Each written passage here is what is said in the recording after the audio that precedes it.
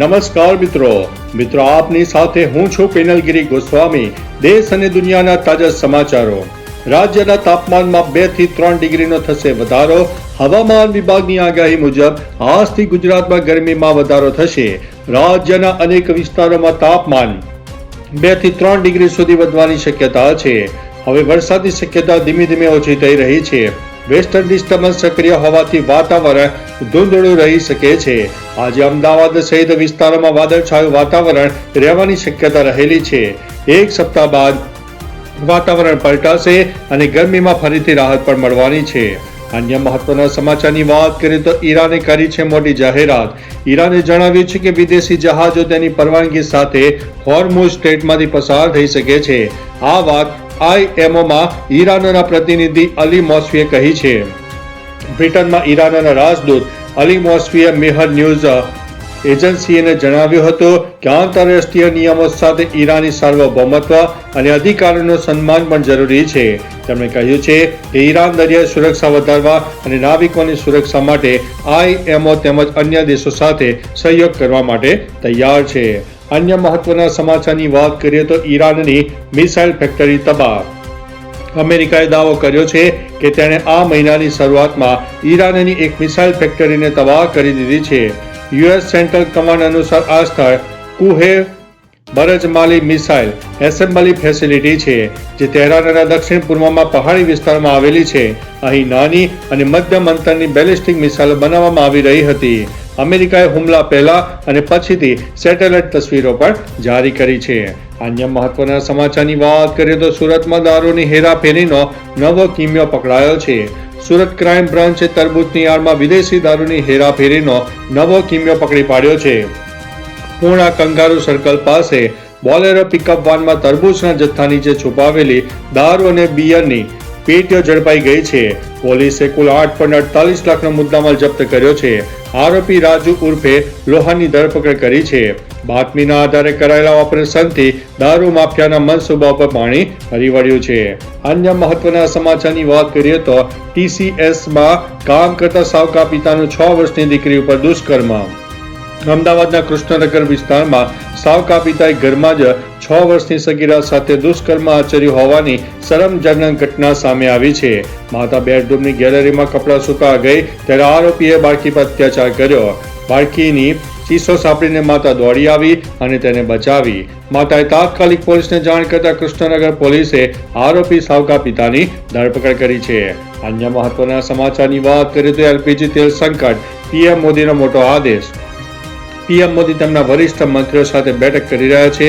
બેઠક દરમિયાન પશ્ચિમ એશિયામાંથી બદલાતી પરિસ્થિતિને ધ્યાનમાં રાખીને પેટ્રોલિયમ, ક્રૂડ ઓઇલ, વીજળી અને ખાતર ક્ષેત્રોની પરિસ્થિતિની સમીક્ષા કરવામાં આવી રહી છે। મધ્ય પૂર્વમાં સંઘર્ષ દેશની ઉર્જા સુરક્ષા અને આર્થિક સ્થિરતાને સંભવિત રીતે જોખમમાં મૂકી શકે છે। આપણે આપણા ઉર્જા પુરવઠા માટે પશ્ચિમ એશિયા ઉપર ખૂબ જ નિર્ભર છીએ। અન્ય મહત્વના સમાચારની વાત કરીએ તો ચણા અને રાયડાની ટેકાના ભાવે ખરીદી શરૂ। રાજ્યભરમાં આજથી ચણા અને રાયડાની ટેકાના ભાવે ખરીદી પ્રક્રિયા વિધિવત શરૂ થશે। CM ભૂપેન્દ્રભાઈ પટેલના માર્ગદર્શન હેઠળ કૃષિ વિભાગે તમામ તૈયારીઓ પૂર્ણ કરી છે। ચણાની ખરીદી માટે 165 કેન્દ્રો ફાળવાયા છે, જ્યાં 2.59 લાખ ખેડૂતોને ઓનલાઈન નોંધણી કરાવી છે। રાયડા માટે 60 કેન્દ્રો નક્કી થયા છે, જ્યાં 37,000થી વધુ ખેડૂતો પાક વેચી શકશે। કુલ 2.96 લાખથી વધુ નોંધાયેલા ખેડૂતોને ટેકાના ભાવે ખરીદીનો લાભ મળશે। અન્ય મહત્વના સમાચારની વાત કરીએ તો ઉમરગામની વિવા કંપનીમાં ભીષણ આગ। વલસાડ જિલ્લાના ઉમરગામ તાલુકાના ખતલવાડા ગામે આવેલી વિવા પેનલ કંપનીમાં અચાનક આગ ભભૂકી ઉઠી। પ્લાસ્ટિક શીટ ઉત્પાદન કરતા આ પ્લાન્ટમાં લાગેલી નાની આગ જોતજોતામાં વિકરાળ બની। જ્વલનશીલ પદાર્થોને કારણે આગ ઝડપથી ફેલાઈ ગઈ છે અને આકાશમાં કાળા ધુમાડાના ગોટે ગોટા જોવા મળ્યા હતા। અન્ય મહત્વના સમાચારની વાત કરીએ તો ચિંતાજનક સમાચાર। એપ્રિલથી શરૂ થતા હવાઈ મુસાફરી વધુ મોંઘી થઈ છે, કારણ કે એરલાઇન્સ ઇંધણના વધતા ભાવ અને ભાડાની મર્યાદા હટાવવાના પ્રતિભાવમાં ભાડામાં ફેરફાર કરી રહી છે। ઇંધણના વધતા ખર્ચને કારણે એરલાઇન્સે સરચાર્જ વસૂલવાનું અને તેમના ભાડામાં સુધારો કરવાનું શરૂ કરી દીધું છે। આ વધારાથી ઉનાળાની ઋતુ દરમિયાન મુસાફરીની માર્ગ પર અસર થવાની ધારણા છે. એરલાઇન્સ તેમના વધેલા ઓપરેશન ખર્ચનો બોજ મુસાફરો પર નાખવાની તૈયારીમાં છે.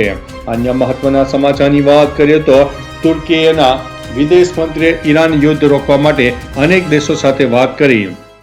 તુર્કીના વિદેશ મંત્રી હાકન ફિદાને મધ્ય પૂર્વમાં ચાલી રહેલા યુદ્ધને રોકવા માટે અનેક દેશો સાથે વાતચીત કરી છે. તેમણે ઈરાનના વિદેશ મંત્રી અબ્બાસ અરાગચી અને ઇજિપ્તના વિદેશ મંત્રી બદ્ર અબ્દેલાતી, બ્રિટન અને યુરોપિયન યુનિયનના અધિકારીઓ કાજા ક્લાસ સહિતના નેતાઓ સાથે અલગ અલગ વાતચીત કરી છે. આ વાતચીતનો મુખ્ય હેતુ યુદ્ધનો અંત લાવવા માટેના રસ્તાઓ શોધવાનો રહેલો છે. અન્ય મહત્વના સમાચારની વાત કરીએ તો રાજુલા નજીક ચાલુ કારમાં ભીષણ આગની ઘટના. અમરેલી જિલ્લામાં ઉનાળાની શરૂઆત સાથે જ વાહનોમાં આગ લાગવાની ઘટનાઓમાં ચિંતાજનક વધારો થયો છે. ભાવનગર સોમનાથ નેશનલ હાઈવે પર રાજુલાના કડિયાળી ગામ પાસે એક ચાલુ કારમાં અચાનક આગ લાગી ગઈ. સદનસીબે કાર ચાલકે તાત્કાલિક બહાર નીકળી જતા તેમનો આબાદ બચાવ થયો હતો. પ્રાથમિક તપાસમાં શોર્ટ સર્કિટ અથવા તો ઇલેક્ટ્રિક સ્પાર્કિંગને કારણે આગ લાગી હોવાની આશંકા વ્યક્ત કરવામાં આવી છે. અન્ય મહત્વના સમાચારની વાત કરીએ તો લેબનનના કશ્મીર બ્રિજ ઉપર એર સ્ટ્રાઇક. ઇઝરાયેલે દક્ષિણ લેબનનમાં કશ્મીર બ્રિજ ઉપર મોટો હવાઈ હુમલો કર્યો છે. લેબનાનની નેશનલ ન્યૂઝ એજન્સી અનુસાર ઇઝરાયેલી સેનાએ આ પુલને નિશાન બનાવીને એર સ્ટ્રાઇક કરી છે, જેના પછી જોરદાર વિસ્ફોટકો થયા. અહેવાલ મુજબ ઇઝરાયેલે અગાઉથી જ આ પુલ પર હુમલાની ચેતવણી આપી છે. સોશિયલ મીડિયા પર વાયરલ વિડીયોમાં પુલ અને આસપાસ એક સાથે અનેક વિસ્ફોટકો પણ જોવા મળ્યા હતા. અન્ય મહત્વના સમાચારની વાત કરીએ તો ઈરાને ચેતવણી આપી છે. ઈરાને ચેતવણી આપી છે કે જો પાવર પ્લાન્ટ ઉપર હુમલો થશે તો સમગ્ર વિસ્તારના ઓઇલ અને ઉર્જા સાથે જોડાયેલા સ્થળોને નિશાન બનાવવામાં આવશે. ઈરાનની સંસદના સ્પીકર મોહમ્મદ બાકીર ગાલિબફે જણાવ્યું છે કે આવા હુમલાનો તાત્કાલિક અને કડક જવાબ આપવામાં આવશે, જેમાં ઓઇલ અને ગેસની મહત્વની જગ્યાઓને ભારે નુકસાન પહોંચાડવામાં આવશે. અન્ય મહત્વના સમાચારની વાત કરીએ તો કેજરીવાલ અને ભગવત માન ગુજરાત આવશે. આમ આદમી પાર્ટી તમામ બેઠકો પર પોતાના ઉમેદવારો ઉતારશે. મતદારોને રીઝવવા માટે આપના રાષ્ટ્રીય સંયોજક અરવિંદ કેજરીવાલ અને પંજાબના મુખ્યમંત્રી ભગવંત માન 24 થી 27 માર્ચ સુધી ગુજરાત પ્રવાસે આવશે. તેઓ સૌરાષ્ટ્ર અને આદિવાસી વિસ્તારમાં જનસભાને સંબોધશે.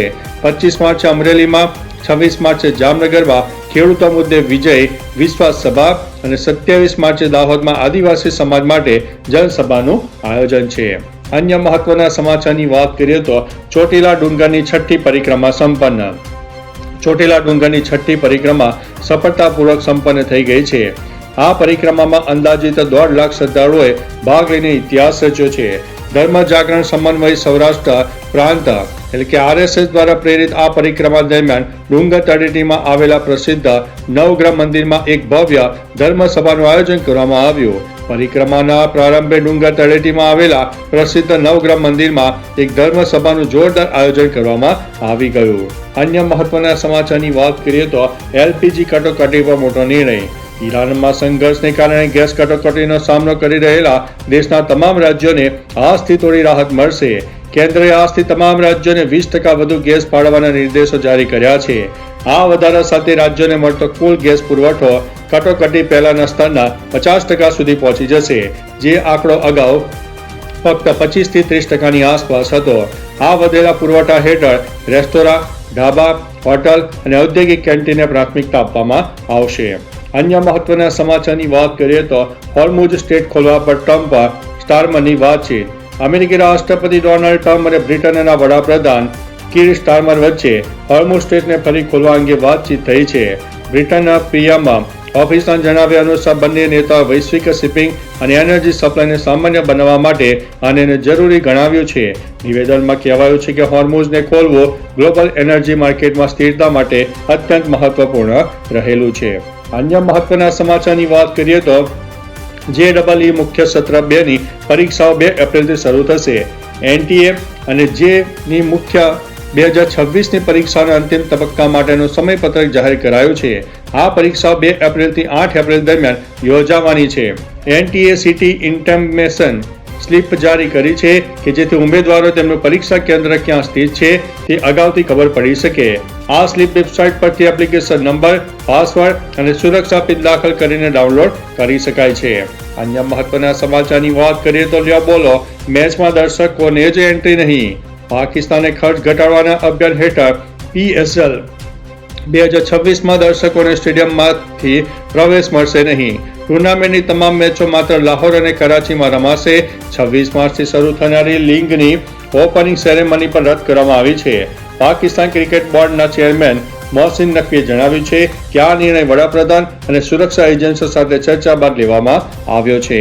અન્ય મહત્વના સમાચારની વાત કરીએ તો અમેરિકી વિદેશ વિભાગે દુનિયાભરમાં પોતાના નાગરિકો માટે ચેતવણી જારી કરી છે. ખાસ કરીને મિડલ ઈસ્ટમાં વધુ સતર્ક રહેવા માટે કહેવામાં આવી રહ્યું છે. એડવાઇઝરીમાં જણાવ્યું છે કે વિદેશમાં રહેલા અમેરિકી નાગરિકો પોતાના નજીકના દૂતાવાસ અથવા તો કોન્સ્યુલેટ દ્વારા જારી કરાયેલા સુરક્ષા નિર્દેશોનું પાલન કરે. સાથે જ એરસ્પેસ બંધ થવાને કારણે ટ્રાવેલમાં મુશ્કેલી આવી શકે છે. અન્ય મહત્વના સમાચારની વાત કરીએ તો રાહુલ ગાંધી ગુજરાતની મુલાકાતે. રાહુલ ગાંધી આજે ગુજરાતના પ્રવાસે આવી રહ્યા છે. સ્થાનિક સ્વરાજ્ય ચૂંટણી પહેલા તેઓ અંબાજીથી ઉમરગામ સુધીના આદિવાસી પટ્ટામાં અધિકારીઓ માટે લડતા સ્વૈચ્છિક સંસ્થાના આગેવાનો, સમાજ ઉત્થાન માટે કાર્યરત નેતાઓ અને પ્રબુદ્ધ નાગરિકો સાથે વડોદરામાં સંવાદ કરશે. બપોરે 2 વાગ્યે વડોદરા એરપોર્ટ ઉપર પહોંચશે. 3 વાગ્યે પંડિત દીનદયાળ ઉપાધ્યાય ઓડિટોરિયમમાં 1500થી વધુ આગેવાનો સાથે કાર્યક્રમ યોજશે. અન્ય મહત્વના સમાચારની વાત કરીએ તો 11 વાગ્યા સુધી સાચવી લેજો. નાવકાસ્ટ વેધર બુલેટિન મુજબ આગામી 3 કલાકમાં કચ્છ અને ઉત્તર ગુજરાતમાં સામાન્ય વરસાદની શક્યતા રહેલી છે. કચ્છ સાથે બનાસકાંઠા, સાબરકાંઠા, અરવલ્લી જિલ્લામાં હળવા વરસાદની શક્યતા રહે છે. સવારે 11 સુધીમાં આ વિસ્તારમાં વરસાદ થવાની શક્યતા દેખાતી હતી. બંગાળની ખાડી તરફથી આવતા ભેજવાળા પવનો અને પશ્ચિમી વિક્ષેપને કારણે વાતાવરણમાં અણધાર્યા ફેરફારો જોવા મળી રહ્યા છે. અન્ય મહત્વના સમાચારની વાત કરીએ તો ઈરાને હીટ ટ્રેકિંગ મિસાઇલથી અમેરિકી F-35 ને તોડી પાડ્યું હોવાનો દાવો. ઈરાને 19 માર્ચે વિશ્વના સૌથી અદ્યતન અમેરિકી ફાઇટર જેટ F-35 ને તોડી પાડવાનો દાવો કર્યો છે. ઈરાની મીડિયા પ્રેસ ટીવી અનુસાર ઇસ્લામિક રિવોલ્યુશનરી ગાર્ડ કોર્પ્સ એ સ્વદેશી મજીદ એર ડિફેન્સ સિસ્ટમ દ્વારા તેને નિશાન બનાવ્યું હતું. જો આ દાવો સાચો હોય તો ઈરાન આવું કરનાર પ્રથમ દેશ બનશે. F-35 ને લગભગ 2 દાયકાથી અમેરિકી સૈન્ય શક્તિનું સૌથી મોટું પ્રતીક માનવામાં આવે છે. તો ચાલો મિત્રો, ફરીથી દેશ અને દુનિયાના સુપરફાસ્ટ સમાચાર લઈને મળતા રહીશો. ત્યાં સુધી અમને રજા આપશો. નમસ્તે.